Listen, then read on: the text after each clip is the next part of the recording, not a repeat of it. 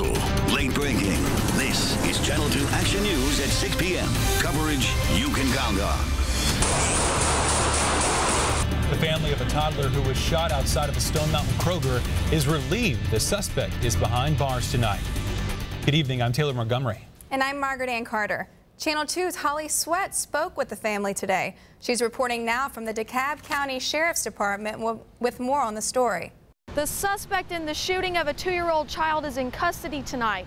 Police say Chazarell Burton turned himself into the DeKalb County Sheriff's Department behind me around 4 o'clock today. 2 weeks ago, police say Burton shot this toddler outside a Stone Mountain Kroger after the child's father witnessed the man mugging a woman at a nearby bank. The Good Samaritan was trying to subdue the thief until police could arrive. When something like that happens in this community, we're going to confront it, we're going to go after it, and we're going to take all our assets and everything that we have to go after an individual that hurts a child. DeKalb Police Chief Cedric Alexander and DeKalb CEO Burl Ellis visited the 2-year-old in the hospital a few days ago, and they say the toddler's health is promising. He's doing more breathing on his own, and that's certainly a good sign. His complexion looks good, his weight looks good, and so we visited and prayed together. Investigators were able to identify the shooter using Kroger's surveillance footage. The DeKalb County Sheriff's Office believes pressure from police and help from Crime Stoppers pushed the 21-year-old to turn himself in. Put a lot of pressure on the subject. We acted on all tips that we received from the Crime Stoppers. Burton faces 3 counts of aggravated assault and 1 count of damage to property. In DeKalb County, I'm Holly Sweat, Channel 2 Action News. Breaking news in South Fulton County. A house fire ended with an explosion. Channel 2's Jonathan Olens is at the scene. I'm here on Hobgood Road, where you can see behind me the property is currently blocked off by police tape, and moments ago DEA agents arrived to further investigate the situation. Authorities from several agencies, including the ATF and the DEA, were called in to assist the investigation of a house fire. Suspicious items were found in the yard that indicated that drug manufacturing was taking place at the property. Authorities confirmed that there was evidence of a PCP lab at the home. You know, you wouldn't suspect that this would go on here, but I guess this is a perfect place, huh?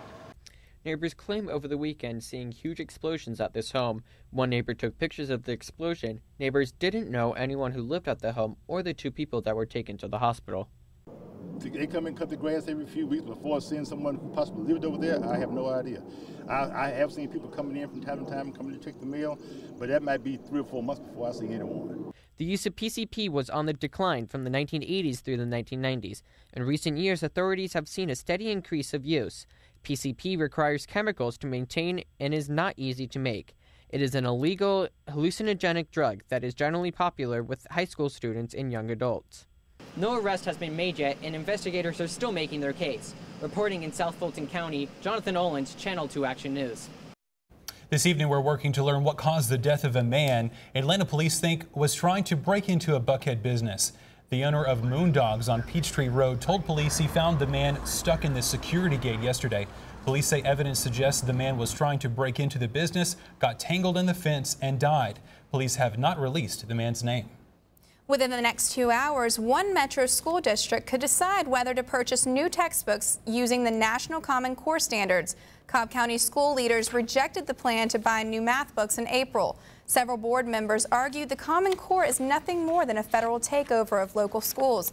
Another option the board is considering this evening is whether to purchase online and digital books.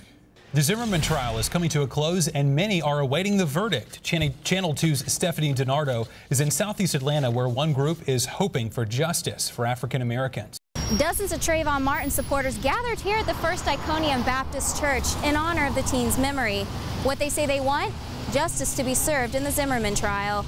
When do we want? Justice! When do we want? Now! People across the nation are holding their breath as a jury decides the fate of George Zimmerman, who's charged with second-degree murder. The group I Am Trayvon Martin Respect for Black Life rally has come together to support the Martins' cause.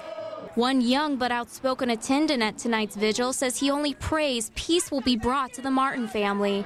I pray for the Trayvon Martin family that they can be strong. When they see us rise up and testify, they're just going to have to deal with it. It's been a heated case since the beginning, with the split picture of Zimmerman as a well-meaning man defending himself and as a reckless person taking the law into his own hands. Reverend Timothy McDonald says whatever the jury decides, it will greatly impact all similar cases to come, as well as the African-American community as a whole. If this jury does not feel the agony and the pain that Trayvon's mother and Trayvon's father is feeling, what does that say about our country? What does that say about our sense of fairness and justice and equality? As the crowd cheers on each speaker's call for justice in the trial, a larger message was felt by all in the room: African-American solidarity. The power is not in the attorneys. Come on now. The power is not in the courtroom. The power is in the people. It's in us. Activists at the vigil say their mission isn't just to protect the lives of African Americans, but of all innocent lives alike. They say they hope Zimmerman is found guilty for shooting the 17-year-old so that other unnecessary deaths are prevented. In Southeast Atlanta, I'm Stephanie Denardo, Channel 2 Action News. U.S. Senate candidate Michelle Nunn tells Channel 2 Action News Republican attacks have already begun. You know, when I go out and talk to Georgia voters, I'm going to be talking about ideas. I'm going to be asking them what they want to see in their next senator, and I don't think it is partisanship. We told you last night about the Democrats' formal entry into the race. Today we sat down with Nunn. She says she respects the Second Amendment but would like to see more thorough background checks and believes gay marriage should be left up to the states. 6 Republicans are vying to replace retiring Senator Saxby Chambliss next year. Paul Braun of Athens, Jack Kingston of Savannah, and Phil Gingrey of Marietta. Former Secretary of State Karen Handel is also running. And there are 2 political newcomers, Derek Grayson and Eugene Yu.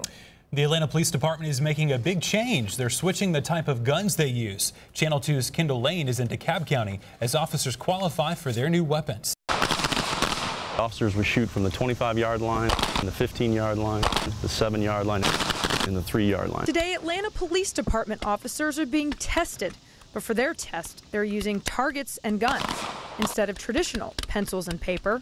Well, I mean, this is a lot of pressure. The city of Atlanta is switching guns. Here behind me at the Atlanta Police Academy, officers are shooting to make sure that they qualify to keep their guns. The department is handing over their Smith & Wessons for a local provider, Glock. Talking about deadly force, and so when you're talking about a deadly force situation, you want your officers to have the best possible equipment available.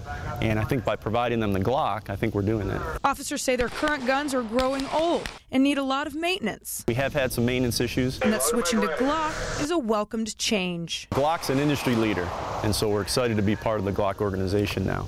It's an extremely reliable gun, and there's a reason that 65% of the police departments across the country use the Glock. And this change comes at no extra cost to the taxpayers. I think that it's just going to be a great relationship, especially because Glock's in our backyard. So all officers need to do is hand over their Smith & Wessons and qualify here before hitting the streets with their new guns. We have about 2,300 guns, and we'll be rolling them out from now probably until middle of next year. The Food and Drug Administration announced today menthol cigarettes are more of a public health risk than regular cigarettes. In 2011, an advisory panel told the FDA the flavoring of the cigarettes has led to an increase in smokers. It makes quitting harder, but the panel also said people who smoke menthol cigarettes are not likely to be at a higher risk of disease. The FDA released the independent review today. Let's see what's happening outside right now and what's ahead with meteorologist Maria Agudas in Severe Weather Center 2. Maria, it was a beautiful day out there today. Finally, a break from the rain, right? Yeah, it's been a beautiful weather day here in North Georgia with plenty of sunshine and dry conditions. But we are going to see a change starting tomorrow morning. But for tonight, beautiful conditions and mostly dry skies. We are currently sitting at 86 degrees here in the city and a very comfortable humidity level of 48%. So let me show you what's going on to the west of us. We have this big system that will bring in plenty of moisture into North Georgia overnight and then into tomorrow morning. And that will bump up our rain chances to about 70%. So let me take you through hour by hour for your Wednesday forecast. We are going to start out with overcast, and then a pretty heavy pocket of thunderstorms stretching from Gainesville down to southeastern part of Metro Atlanta. But the system will move way out of our area throughout the morning hours, so by lunchtime, mostly dry conditions, but plenty of cloud cover. Then throughout the afternoon, we're going to see scattered storms and showers. We are going to heat up to temperatures in the mid-80s, a couple of degrees cooler than normal from this year. 87 degrees as a hot spot in Rome, 86 degrees down in Carrollton. And good news for tomorrow evening. We are going to see a dry air moving in. So by 11 p.m., mostly dry conditions and partly cloudy skies. We are going to cool down to temperatures in the low to mid 70s. So if you're heading out tonight, you can expect 72 degrees and increasing clouds throughout the evening, and then showers starting to develop, especially after midnight. And for tomorrow, we are going to heat up to 84 degrees here in the city with scattered showers and thunder showers. So let's take a look at our extended forecast. 70% chance of rain for tomorrow, Wednesday. We are going to keep the rain in our forecast for tomorrow, Thursday as well. But then, beautiful weekend ahead of us with dry conditions on Friday, and then only a slight chance of rain on Saturday. Highs will be in the upper 80s and lows will be in the low 70s. Stay tuned for more weather updates here on Channel 2. A young girl was struck by a drunk driver last January. See the surprise that awaits her when she comes home from the hospital tomorrow. Indicted, suspended, then re-elected. The gray area in the law that makes the Victor Hill case so unusual. After the historic Supreme Court decision today, see how Atlanta citizens are showing their support for the ruling. Today, the Supreme Court struck down the Defense of Marriage Act and Proposition 8. Supporters have gathered in celebration all across Atlanta. Channel 2's Dominique Hicks is in Midtown capturing all the excitement. In the heart of Atlanta's LGBT community, full of chants and excitement, the streets are lined with supporters of the Supreme Court's ruling on same-sex marriage. As the sun set on a historic day for same-sex rights in the U.S., members and supporters of the gay and lesbian community in Atlanta held signs, cheered, and honked for more than 6 hours. It's exciting and it's forward thinking and it's right. Life is love. Like, at the end of the day, nothing else matters. Bob Phillips and his wife Nicole decided to bring their 3 sons, saying they felt it was important for them to witness what they believe is a major turning point in our country's history. Celebrate that the government finally turned in the right way. You know, majority of the people feel that this is an issue that should have been resolved a long time ago, and it's kind of a shame that it took the Supreme Court to fix it, but I'm glad it's finally being fixed. The Supreme Court's rulings were much more personal for others, giving them hope that everyone will soon have the same right to marry that other Americans enjoy, even here in Georgia. I think that it opens up a window of opportunity, slowly. I mean, they could have jumped into it all at once. That would have been a drastic change, and there would have been a lot of opposition. But slowly, you know, and opening up these new doors, take small steps. But we'll get there. Although same-sex marriage is not legal in the state of Georgia, these supporters say that it brings hope that equality will come sooner than later. Reporting for Channel 2, I'm Dominique Hicks. New tonight, we've learned arson investigators are looking into a house fire in Tequila. This is what the home on Wilding Green Lane looks like now. The family inside escaped with their pets this morning. Gwinnett County firefighters emailed us an update, saying the victims told firefighters they saw sparks coming from an electrical outlet. The house next door is also damaged. 6 months ago, Clayton County Sheriff Victor Hill was indicted for 32 charges, and now a judge has been named to make the final decision on Hill's career. Channel 2's Margaret-Ann Carter is in Clayton County with the new developments that could leave a sheriff's job in jeopardy. This letter from a top state official has caused a chain reaction that could leave a sheriff's job in jeopardy. Today, a state agency sent Clayton County probate judge Pam Ferguson a letter concerning Clayton County Sheriff Victor Hill explaining Hill's suspended certification. Voters re-elected Hill after a grand jury indicted him for charges such as racketeering, influencing a witness, and more. Judge Ferguson has been appointed to make the final decision regarding Hill's position as sheriff. I will do what the law requires me to do. That is my job, and I will not shirk my responsibility. She told us she's been expecting this letter and is currently researching the issue. Ken Vance, Executive Director of POST, Peace Officer Standard and Training, which oversees law enforcement certification in Georgia, suspended Hill's certification just days after Hill was reelected. The law states that a sheriff must obtain POST certification within 6 months of election. You must be certified. In this case, elected Sheriff Victor Hill does not meet that standard as it's stated in the law. Vance says the suspension order remains in effect. This prohibits Hill from performing any duties requiring certification as a peace officer, including arrest powers. Vance admits this leaves a gray area. I could pretty much say that the people that wrote this law never in their wildest dreams envisioned a scenario like we have. We reached out to several people to try and get Sheriff Hill's reaction, but we were not successful. In Clayton County, Margaret-Ann Carter, Channel 2 Action News. This recent rainy weather is causing a growing mold problem for homeowners in Metro Atlanta. We caught up with a mold mitigation crew as they ripped out the insulation of this home in Paulding County. Mold Inspector Richard Johnson says it's important to know the difference between mold and mold spores. Mold itself probably won't bother you unless you eat it or sleep on it. It's the spores, the oranges that get out into the air that you breathe, that cause you the problems. Mold or have difficulty breathing, you should call and get your home checked. We posted a web extra on ways to treat your home for mold. Just check out WSB-TV.com. A new cost-cutting proposal could mean homeowners would have to share mailboxes. The plan calls for residents to pick up their mail from a cluster of mailboxes in their neighborhood, similar to what you find at apartment complexes. Ending door-to-door service could save the Postal Service an estimated $4.5 billion a year. A Fayette County student was outraged when a photo from her Facebook page appeared at a county-wide assembly.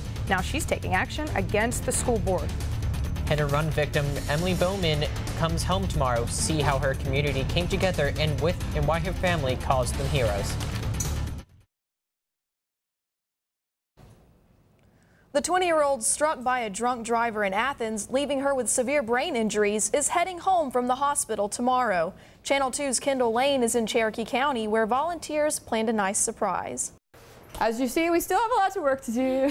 Painting, digging, assembling furniture. That's what volunteers from Sunshine on a Rainy Day are doing to prepare for Emily Bowman's homecoming, all in just 24 hours. Definitely a scramble, but we work better off of chaos. Bowman, the 19-year-old struck by a drunk driver in Athens back in January, is due home from the hospital tomorrow. Thought we had a couple more weeks, so we're going to be here all day and night to make sure that we get everything perfect. But home is going to look a bit different than before. More handicapped accessible. This is just one example of what's being done here. This is a handicapped accessible ramp that leads the way into the Bowman home that's been completely renovated here on the downstairs level. While there is a lot of excitement for some, this transition is an emotional one for friends and family like Tammy Nomick.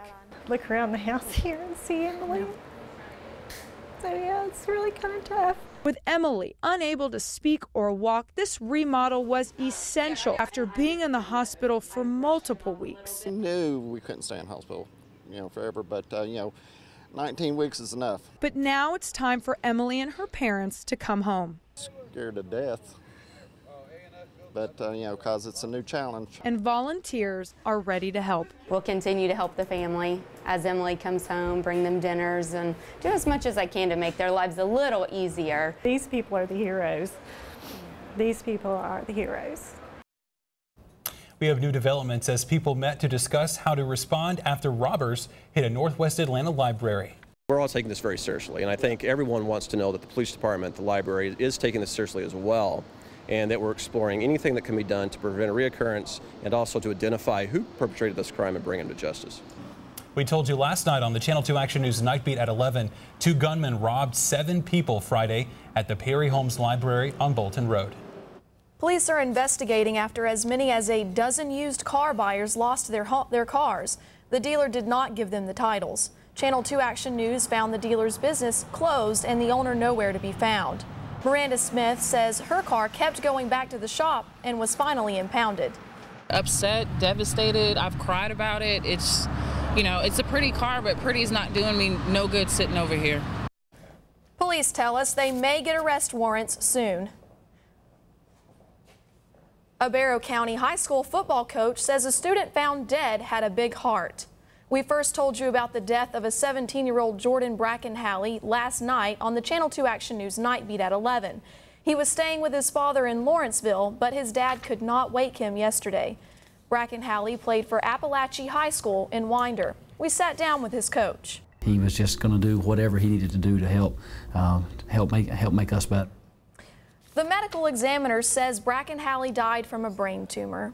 A former student has filed a lawsuit against the Fayette County School Board for invasion of privacy. Channel 2's Wen Lee sat down with the young woman and her dad to talk about the social media scandal that drove her to sue the school. Fayetteville School District is being sued for libel, slander, infringement on privacy. All this because a school administrator presented a picture of a student in a bikini.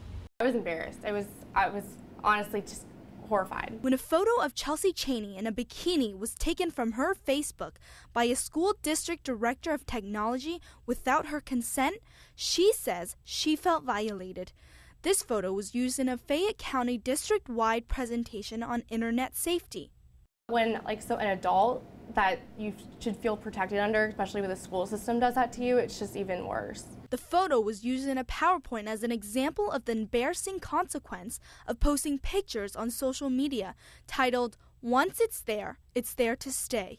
To take an innocent picture and put it in the context of what the presentation was that night, and to somehow spin that, that she did something wrong. Chaney's father was in disbelief why his child was chosen. The family says they tried to work with the district to reach a resolution, but were forced to file a $2 million lawsuit. You want to protect your child, they are your child, and it disbelief that anybody could rightfully or willingly do something like that. A spokesman for the school system said they would not comment since the case is under litigation, but did say they don't believe the school district has any legal liability. Chelsea has filed this lawsuit in hopes that this doesn't happen to another student. In Fayette County, I'm Wen Lei. It's been a beautiful day today and finally a break from the rain. Yes, that's right. This morning we reached right around 61 degrees, which is about 8 degrees below our normal low for this time of year. But with all of the plentiful sunshine today and all of the daytime heating, we have reached our normal high of right around 90 degrees. And we are currently sitting with temperatures in the mid to upper 70s with 83 here in the city. Now, unfortunately, the dry conditions we've been seeing the past couple days are not going to continue. We have a system moving in from the Midwest that's going to reach our area through the night tonight, bringing showers with it. By tomorrow morning at 7 a.m., we'll be sitting with a pretty good thunderstorm to the east of Atlanta. Now, this will push off to the northeast through the early morning, and by noon, we'll be sitting with mostly cloudy skies. However, with the heating of the day tomorrow, we will see the return of those most scattered showers, and by 5 p.m., our high temperatures will be well below normal due to all of that rain. Now, unfortunately, these scattered showers will continue through the evening tomorrow, and by 11 p.m., we still will have a chance for an isolated shower.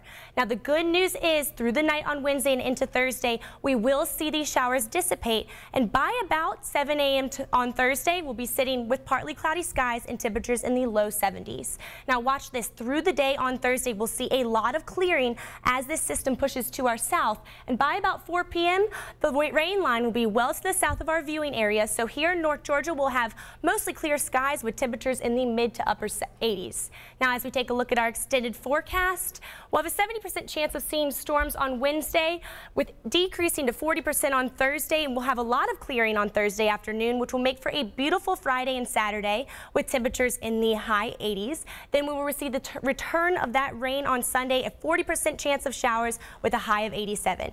Now stay tuned because we'll keep you updated on all the severe weather occurring right here on Channel 2. Ella, thank you. Coming up, the Falcons wide receivers talk about the start of camp. And one woman's terrifying encounter with robbers as she was showing a home, how the experience has affected her work. Next. One realtor says she's being extra cautious when showing homes to buyers. Channel 2's Amber Worthy spoke with the realtor about her startling run-in with an intruder. Diane Doherty, a DeKalb County realtor, arrived at a home that she was showing Saturday afternoon and found something wrong. When I opened the door like this, I could hear a whole bunch of noises. And those noises were two copper thieves. Diane walked us around the back of the house in the direction that she saw the two thieves escape in a truck parked outside. The thought crossed my head, maybe they have guns. Diane had this thought because just 4 years ago, her and her husband were violently attacked while visiting another home that was for sale. The DeKalb Association of Realtors is aware of these types of crimes, and they just warn their members to be more careful. There are apps that realtors are encouraged to download on their smartphones that track their location while showing homes. The president of the DeKalb Association of Realtors told us what he often tells other realtors. But again, we always encourage people, if you're going to show a property, call someone, let them know that you're going, when you're going and where you're going. Reporting in DeKalb County, I'm Amber Worthy, Channel 2 Action News. Tonight, Atlanta police are looking for a man they say stole from someone confined to a wheelchair. Richard Thede is a Marine vet who suffers from ALS, also known as Lou Gehrig's disease. He says Saturday a man asked him for a cigarette outside the Westin Peachtree Plaza in downtown Atlanta. When he opened his bag to give him one, he says the thief grabbed his wallet and took off. I think there's a lot of bad karma that you get from stealing from crippled people, and there's a lot. Tell you what, there's a whole lot more good people than bad. Thede, who is visiting Atlanta, commended police on their quick response. The company that supplies fuel to a Roswell gas station is facing thousands of dollars in fines. State environmental inspectors say Empire Petroleum Partners failed to monitor and test the underground storage tanks at a Chevron station on Woodstock Road. The fines total more than $7,000. An Empire executive told us the company did not know it was responsible for maintenance, but all tests are now up to date. Chips, drinks, and t-shirts, items you probably haven't seen on Atlanta streets for a while. Channel 2's Taylor Montgomery takes you to City Hall, where the street vendors are protesting the loss of their jobs. We want justice! We want peace! Members of the Atlanta Vending Association put foot on pavement Monday, shouting and holding signs demanding the city of Atlanta remove its ban on street vending. We're not making anything. We're not working. We don't have a place to work. Stanley Hamrick says he's been selling merchandise on Atlanta sidewalks for nearly 30 years. I went and spent every penny I had on my merchandise. And then the next day, they closed me down, told me I couldn't not sell again. In December 2012, the Atlanta City Council told street vendors they would not renew their licenses, instead outsourcing the issuance of those licenses to a Chicago-based company that mostly owns shopping malls. But the vendors claimed the cost of the permits were too high, and the agreement between the city and the company was struck down by a judge's injunction. It's likely that the judge could rule that there is, in fact, a public property vending law. If that's the case, then all people would need to do is then apply for their permits again. Now, the vendors are waiting on a judge's ruling to decide if they can go back to work. If not, they say they will continue to fight the ban. In downtown Atlanta, Taylor Montgomery, Channel 2 Action News. Some Snellville residents will have to wait until next month to find out who will pay to repair a drained lake. It's been more than a year since crews drained the lake near Summit Chase Drive.